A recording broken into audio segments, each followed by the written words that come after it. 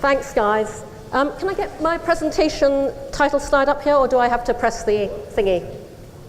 Okay, great. Guys, I'm thrilled to be here. I'm actually particularly thrilled to be here for a reason that I'm going to come on to in due course in my presentation. I wanted to make my talk today as useful as I possibly could for all of you. And so I'm going to talk about 5 things. I'm going to talk about passion. I'm going to talk about money, about structure, about women, and about you. Why passion? Well, I never set out to do anything that I'm currently doing today. I have ended up with 2 startups that represent the 2 sides of me, and they are manifestations of all my own personal philosophies, beliefs, and values. If We Ran the World is my professional side. It's my attempt to redesign the future of business. And Make Love Not Porn is my personal side. It's my attempt to redesign the future of sex. So I'm turning things that I passionately believe in into businesses. And passion is enormously important, because when you work on a startup, it's like walking into Mordor every single day. And if you aren't building a startup, as Diana Candace said, around an idea that you feel passionate about, you will never make it through the nightmares, the chasms, the battles, and the orcs, and you will never survive. If we ran the world, I'm a naturally very action-oriented person. And that led me to observe that the single biggest pool of untapped natural resource in this world is human good intentions that never translate into action. And then I realized there's another equally large, powerful, and untapped pool of resource, which is corporate good intentions. Because companies have good intentions too, but just like people, they find it really hard to find quick, easy, simple ways to act on them, importantly in a corporate context, in ways that then make sense for and actively help drive their business. I saw an opportunity to bring human and corporate good intentions together to drive a new future for business, doing good and making money simultaneously. And not in the old world order way companies currently do it, which goes, we make money here, and then we do good by writing checks to causes to clear our conscience over here. But the new world order way of we make money because we do good. We find a way to integrate social responsibility into the way we do business on a day-to-day basis that makes it a key driver of future growth and profitability. And so If We Ran the World is a new kind of enterprise software. It's marketing software that enables people and companies to take any goal they want to achieve, break it into micro actions, and invite each other to join together to achieve those goals. The micro action is our atomic unit, in the same way that the tweet is the atomic unit of Twitter. A micro-action is like the action equivalent of 140 characters or less. It's an incredibly small, simple, easy-to-do action that is so easy to do, why wouldn't you do it? If Facebook is the social graph and Twitter is the interest graph, I designed If We Ran the World to be the action graph. But I'm trying to do something much more difficult than Facebook and Twitter, which is get people to do shit in the real world. It's going to take a whole lot longer.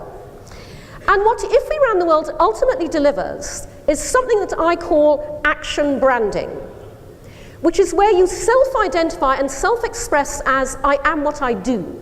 I am the sum of my actions. Personal action branding for individuals and corporate action branding for brands and businesses.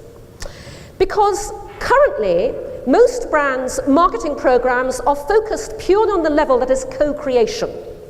They invite consumers to create content and to share it. I believe the future of marketing and business is co-action. Brands and consumers micro-acting together to create impacts in the real world that benefit consumers, benefit society, and benefit the brand and its business.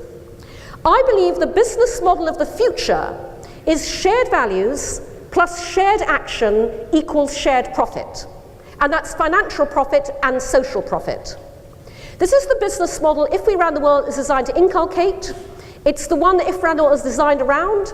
And it's also the business model that Make Love Not Porn is designed around. So I date younger men, who tend to be men in their 20s, and through dating younger men, I encountered an issue that would never have crossed my mind if I had not encountered it very personally and very directly, which is what happens when you combine today's total freedom of access to hardcore porn online with our society's equally total reluctance to talk openly and honestly about sex. The convergence of those two things results in porn becoming by default the sex education of today, in not a good way. So I found myself encountering a number of sexual behavioral memes. I went, whoa, I know where that behavior is coming from. If I'm encountering this, other people will be as well, and I want to do something about it. So 4.5 years ago, I launched MakeLoveNotPorn.com. On no money. It's very basic, clunky, minimal. It posts the myths of hardcore porn and balances them with the reality. So the construct is porn world, real world. This is what happens in the porn world. This is what really goes on in the real world. I had the opportunity to launch Make Love Not Porn at TED. I took a deliberate decision to be very explicit in my TED talk, because I knew that audience would not get this issue unless I was very straightforward about it. As a result, I think it's safe to say that everybody at TED 2009 remembers my talk. As one Twitterer said, it was the first time the words "come on my face" had been heard on the TED stage 6 times in succession. And that drove an extraordinary response. The talk went viral. And the response was so amazing, I felt a huge personal responsibility to take Make Love Not Porn forwards in a way that would make it much more far-reaching, helpful, and effective. Make Love Not Porn is not anti-porn. The issue I'm tackling isn't porn. I'm tackling the complete absence in our society of an open, healthy, honest, truthful conversation around sex in the real world, which, if we had it, would then, amongst many other benefits, mean that people would bring a real-world mindset to the viewing of what is essentially artificial entertainment. My entire message of Make Love Not Porn boils down to talk about it. Talk about sex openly and honestly, publicly, and talk about it openly and honestly, privately, within your relationships. And so what I decided to do was to take every dynamic that exists out there in social media currently and apply them to the one area that no other social media network or platform has ever gone or will ever dare to go, which is sex. I want to socialize sex and to make real-world sex socially acceptable and therefore just as socially shareable as anything else we currently share on Facebook, Tumblr, Twitter, Instagram. So 8 months ago, my team and I launched MakeLoveNotPorn.tv. MakeLoveNotPorn.tv is a user-generated, crowdsourced platform where anybody from anywhere in the world can submit videos of themselves having real-world sex. We explain what we mean by real-world sex, not performative. This is not about performing for the camera. It's about recording what goes on in the real world in all its funny, glorious, messy, silly, ridiculous humanness. I and my team curate. This is a wholly curated proposition. This is not YouPorn, Pornhub, XTube, where anybody can upload anything. And we have a revenue-sharing business model, which rather appropriately for this conference we call the Big O, this graphic. Essentially, you pay $5 to rent our real-world sex videos, and 50% of that income goes to our contributors, or as we like to call them, our Make Love Not Porn stars, which obviously is a real incentive to them to promote their videos through the network and beyond. In other words, do our marketing for us. And secondly, if, as we hope, one day we grow and scale, we could hit the kind of critical mass where one day your MakeLoveNotPorn.tv real-world sex video could achieve the YouTube holy grail of 1 million rentals at $5 per rental. And when we give you half of that revenue, you're pretty happy. That's why we call ourselves the Etsy of sexy. This is where you can create your own cottage industry, doing what comes naturally the way it comes naturally, which in a recession-torn economy the world over, and we're global, we hope will be quite appealing. We're not porn, we're not amateur, we're real-world sex. I don't have the time now to go into detail about what I mean by that. I can assure you would thoroughly enjoy it if I did. But if you go to our blog at talkabout.makelovenotporn.tv, you'll find a number of posts about that. We have a very specific design philosophy. Everything on MakeLoveNotPorn.tv, apart from the actual videos themselves, is safe for work. This is the site where, unless you're actually streaming video, when somebody sits down next to you, you never have to slam your laptop shut. It's okay. It's make love, not porn. You know, these are some of our icons. You get badges and stickers a la Foursquare that reward talents and skills and achievements. People ask me, oh, come on, Cindy, who the hell's going to upload real-world sex videos? And the answer is, you'd be surprised. We're for everybody, but our core target audience is Generation Y, millennials, 18 to 30-year-olds, you guys. You are the generation that has grown up video sharing everything. Once upon a time, back in my day, your marriage proposal was a really private, intimate moment just for the two of you. You would never have dreamed of videoing your marriage proposal and putting it on Facebook. Even less would you have dreamed of constructing an entire flash mob event around it, putting it on YouTube and wanting millions of views. And think about all of those relationship announcements that you see in your Facebook timeline every day. Engagement announcements, wedding photos, lovey-dovey coupley things. All we're doing is providing a platform to celebrate that last era of human relationships that nobody else will let you. We're 8 months old. We have over 90,000 members. We have taken in tens of thousands of dollars of revenue. In a world where the received wisdom is nobody pays for porn, they're paying for real-world sex.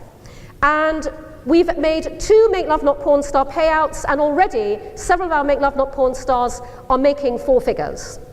But what we're particularly pleased about is the response from our members. And this is one quote I want to share with you which sums up what we're all about. A young man said to us, "Watching porn makes me want to jerk off. Watching your videos makes me want to have sex." And that's the difference. Now, I cannot even begin to tell you how extraordinarily difficult it has been to build this venture.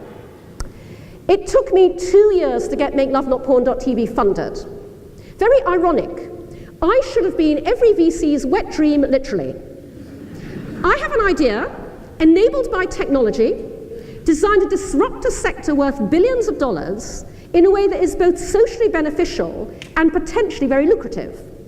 But because that sector is porn and the social benefit is sexuality, no VC would come near me.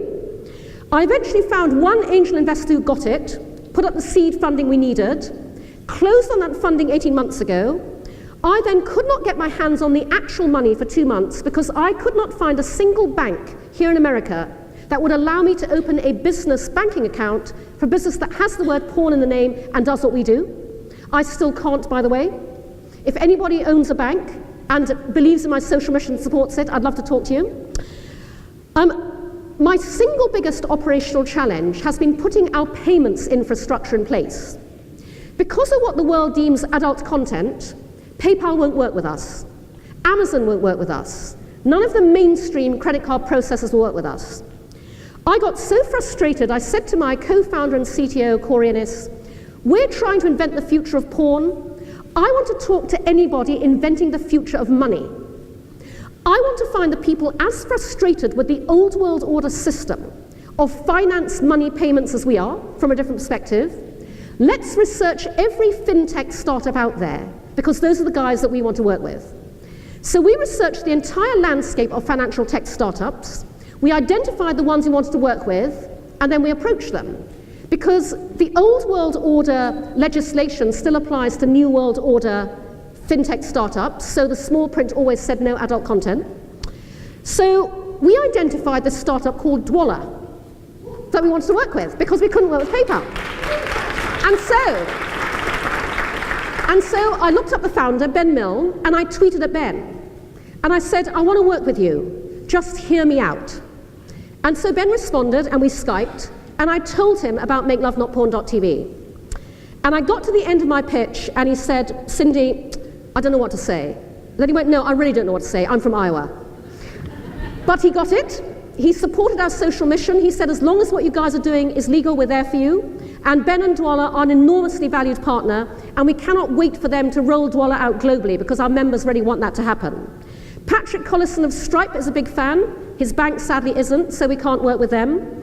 But essentially, the enormous irony is that I believe you can change the world through sex. My team and I are working to make sex better for all of us. The world of business is doing everything it possibly can to stop us. And so I'm now ferociously interested in the future of money.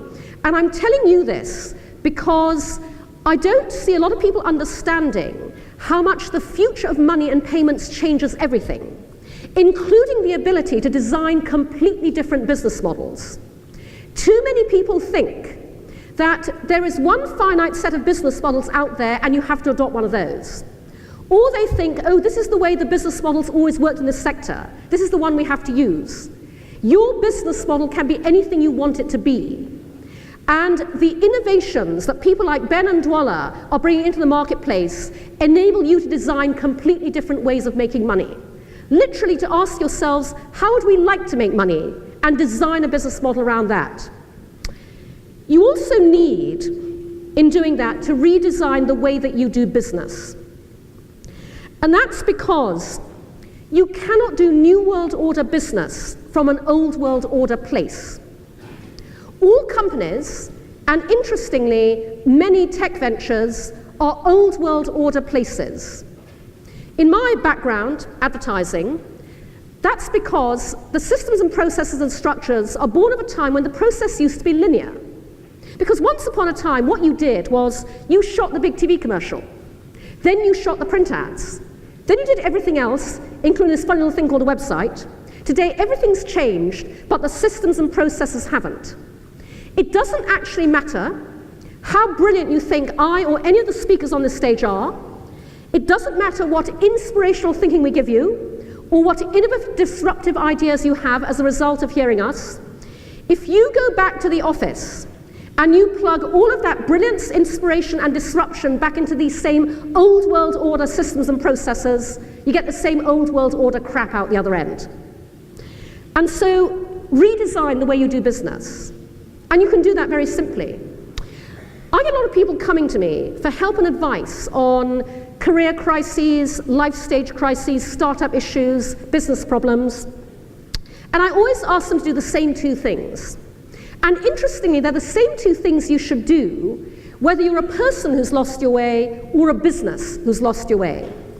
The first is, identify what it is that you absolutely love doing, that you're passionate about. And if you're in a job at the moment, be ruthless. Strike from the record everything you hate doing in that job and focus in only on the things you love doing, which by definition tend to be the things you're really good at. And by the way, when you do this exercise, quite often, the things you really love doing, you're passionate about, are not numbers 1, 2, and 3 on your job spec. So number 1, identify what it is that you absolutely love doing. And number 2, identify the conditions under which you most love doing it. So you might go, I really love doing this, I'm passionate about this. I particularly love it when I only do it between these hours. Maybe you really love it when you only do it working with these kinds of people. Maybe you love it only working for these kinds of clients. Maybe you really love it when you only do it from this one location, or these 2 locations. And then design an opportunity, a job, a venture, a startup around those 2 things. Because then it never feels like work, because you're doing what you most love doing in the circumstances in which you most love doing it.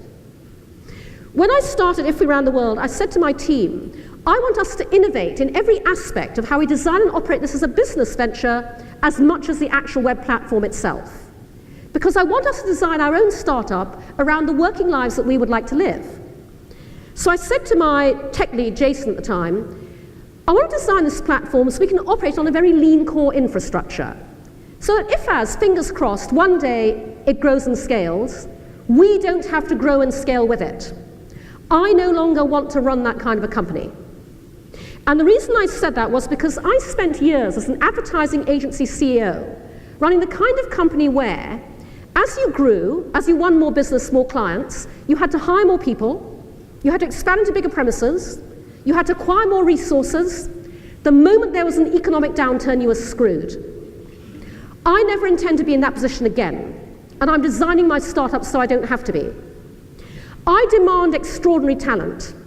I will only work with extraordinary talent, and I'll hire extraordinary talent wherever I find it.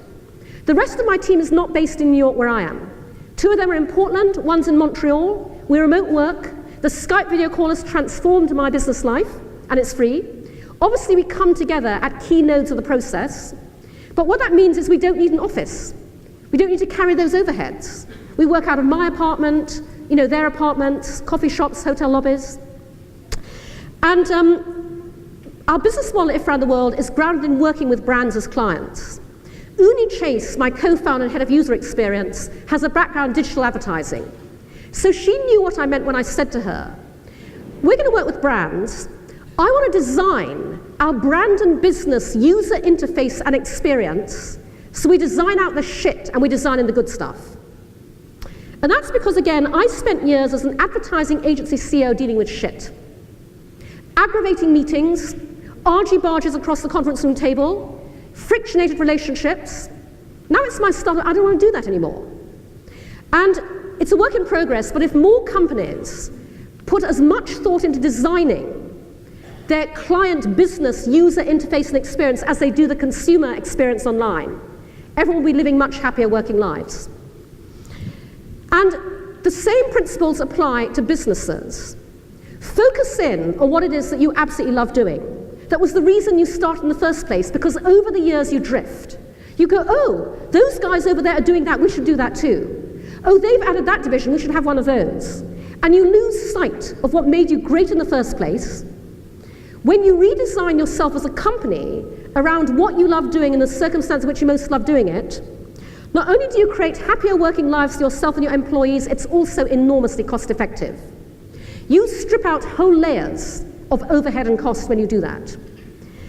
And it's important because I observe in every sector currently the syndrome of collaborative competition. Collaborative competition is when everybody in a sector competes with everybody else in the sector by doing exactly the same thing everyone else in the sector is doing. I believe the future is competitive collaboration.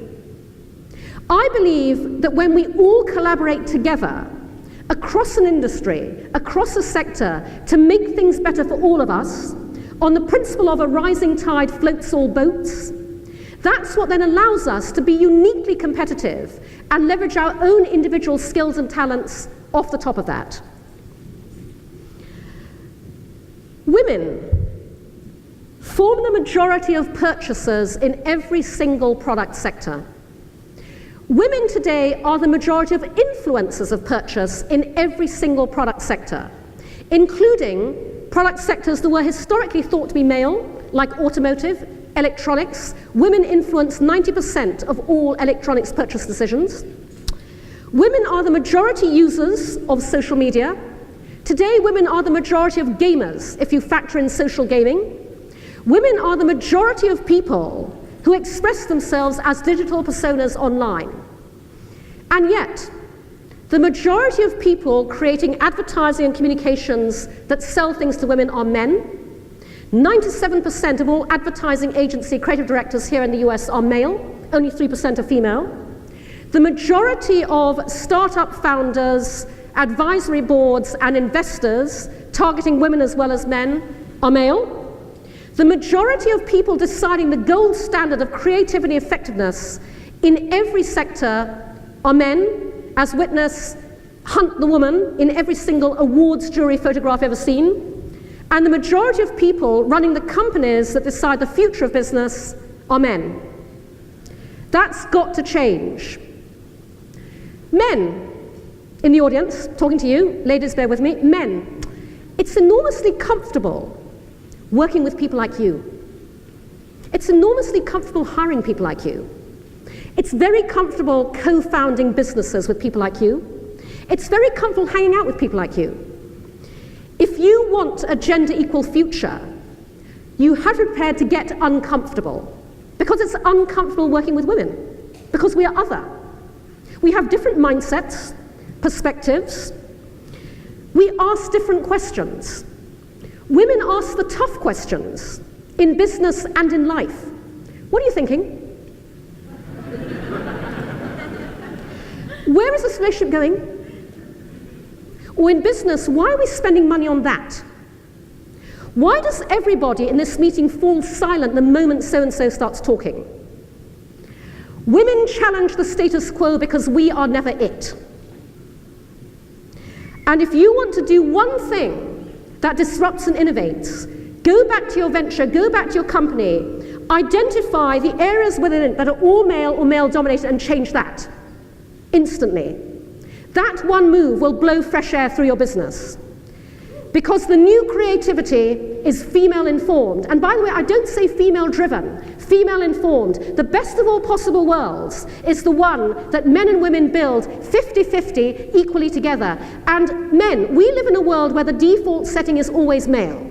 You have no idea how much happier you would be living and working in a world that was 50-50 equally, designed, informed, influenced, managed, led, and driven by women as well as men. And by the way, there is a huge amount of money to be made out of taking women seriously. And the tech world hasn't even seen the beginning of that. I want to end by talking about you. Peter Thiel famously said, "We wanted flying cars. Instead, we got 140 characters." He was challenging Silicon Valley to think bigger, to think about things that will dramatically improve the human condition, to think about things that will change the future for all of us. I have a very personal agenda. As a tech entrepreneur, I engage in conversations every day. I read blogs, I go to conferences like this one where we talk about the impact of technology on human behavior. I and my team are tackling with Make Love Not Porn the single biggest impact technology is having on the most fundamental aspect of human behavior, which is our sexuality, which informs everything about how we feel about ourselves, other people, our relationships, our lives, our happiness. And yet, very few people want to face up to that, and even fewer want to do anything about it. Here in the tech world, we pride ourselves on the open internet, freedom of access to everything, inventing the future. Tech world I call bullshit. Until you change your mindset around entrepreneurs and ventures who want to change the world through sex, all you're doing is perpetuating the same old world order closed-mindedness. You pride yourselves in exploding. Everybody in Silicon Valley, Silicon Prairie, Silicon Alley, everything around the world wants to know what is the next big thing. Well, I'm here to tell you the next big thing is changing the world through sex. The opportunity is enormous. And by the way, the opportunity is particularly enormous, not only within the one activity we all do, we all enjoy, and we are all utterly struck about, but in making that activity and anything to do with it socially acceptable. That's when the money really kicks in. And so I want to say to you what nobody else on any tech conference stage anywhere will say to you, which is when you think about those ideas that Diana Kanda talked about earlier, when you think about what you want to start up as a business, please think about this area. Because the area of human sexuality needs us and the tech world like nothing else today. And I would love to see more entrepreneurs building ventures in this area, and I and my team will help anybody who wants to. And speaking of my team, whatever you decide to build, everything in business and in life begins with people. This is my brilliant team, and I want to tell you about them because I get a disproportionate share of the limelight on my ventures. And I could not have done anything I'm doing without my co-founders on If Around the World and Make Love Not Porn, my CTO, Corey Innes, who is a programming rock star, Uni Chase, who is a user experience goddess. A lot of the media coverage of Make Love Not Porn defaults to sex and salaciousness. I wish more people would write about the enormously interesting tech and business story. Designing a tech platform, building a tech platform that will make people want to share the most intimate, personal, private part of their lives. That's, believe me, that is a whole other tech and development ballgame. And Madam Curator Sarah Beale, who manages our Make Love Not Porn Star community, curates our videos, manages our community as a whole, she does a phenomenal job too. Conferences like this one are brilliant for finding your version of this amazing team. Finding the people without whom you can't build anything. Because it all begins with the people you choose to work with. And it's really, really worth taking the time to make sure that those people are right. And the last thing I want to say is, my favorite quote of all time is Alan Kay, who said, in order to predict the future, you have to invent it. I am all about inventing the future. Too many people feel the future is something that happens without us and rolls us over in its wake. Too many people feel that too many things are fixed. Along the path of making Make Love Not Porn.tv happen, a lot of very well-meaning people said to me, Cindy, why don't you just change the name of your company? Call it something different. Take the word porn out of it, innocuous holding company name, doing business as, obscure the nature of your business. It'll make your life so much easier. I refuse to do that. And I refuse to do that because when you concept a venture around existing societal bias and prejudice, all you do is reinforce it. I refuse to bow to existing societal bias and prejudice. I want to change it instead. And so I believe in decide what you want the future to be and then make it happen. And every single one of you in this hall today has that opportunity, because trust me, not enough people are doing that, even within the tech world. You heard Diana earlier talking about, avoid the template, avoid the, oh, this is the way it works, avoid the, we are the Airbnb of this, oh, we are the Stripe of that. Decide what you want the future to be, and then make it happen. And if there's one thing I want you all to take away from this, then it's that you totally can. Thank you very much.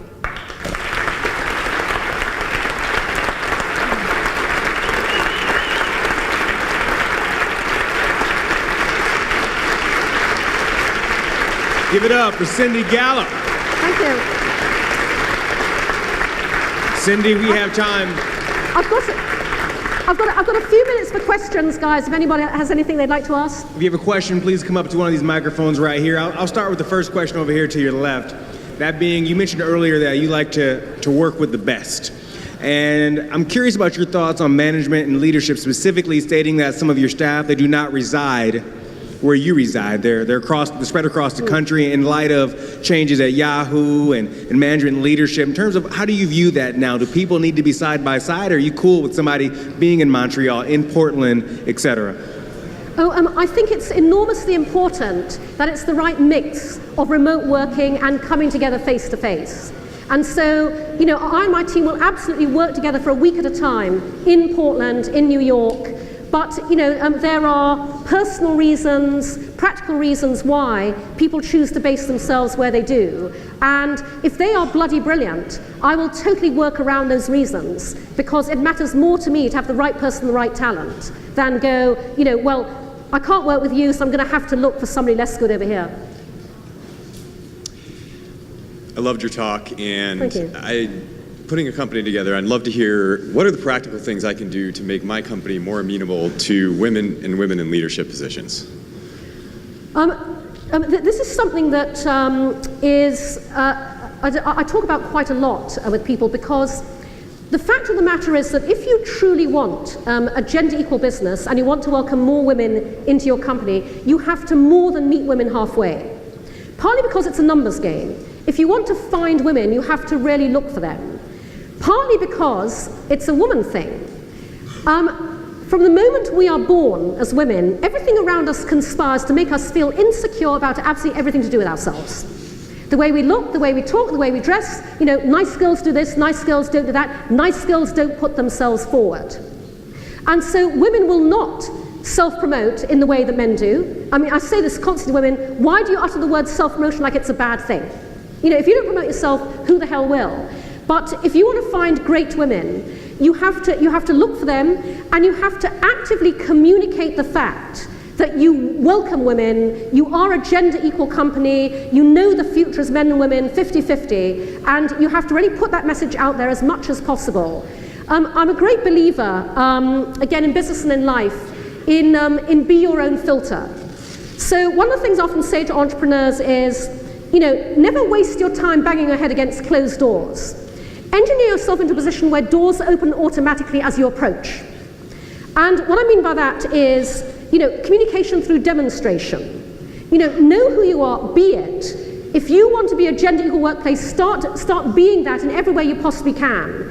And that will attract to you the people you want to attract, and repel the people that you want to repel. And by the way, that's a very time-efficient thing to do. So, absolutely begin operating in that way in every possible aspect of what you do, and go out looking, but you will also draw them to you.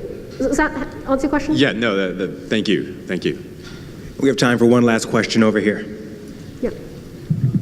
Hi, Cindy. Totally appreciated your talk. I love the 50-50 piece. There's so much conversation right now around like the Sheryl Sandberg lean in sort of movement for women, and she's positives, negatives all over. What would be your advice for women in the workplace and working alongside a lot of men in the tech industry? So several years ago, there was a study conducted of women in the workplace, which identified, unsurprisingly, that women who operate in the way that comes naturally to them are seen as pathetic, weak, ineffectual, whereas women who play it the way the men do are seen as domineering, aggressive bitches. The study was called Damned If You Do, Doomed If You Don't. And the New York Times, covering that study, said, and I quote, "Women can't win." And we can't. So what I always say to women is, if you are faced with that choice, the lesser of two evils is to be the bitch. And what I mean by that is not be the bitch literally, because there is no excuse for bad behavior in the workplace, whatever your gender. But if you are worried that you will be perceived as uppity woman, domineering bitch, too aggressive, take that path anyway, because it'll get you much more of what you want and further than if you fade into the wallpaper in a nice, quiet, feminine fashion. And so I urge women to constantly be thinking about, take the seat at the table that shows you are to be taken seriously. And I say that because women's natural instinct when they walk into a meeting room is to take the seat that's furthest away from the action. And I cannot tell you how many times, as an ad agency person, I would walk into a meeting room and my junior male account manager would take the power seat at the table, naturally, because that's what men do. And I have to say, "Oi, out," that belongs to the senior client or me. To essentially consciously think about putting yourself out there in a way that may feel beyond your comfort zone, may attract criticism because people aren't used to women putting themselves out there, but will absolutely get you further towards where you want to go than not doing that. Lean in, essentially. Thank you. Give it up. Thank you. Gallop.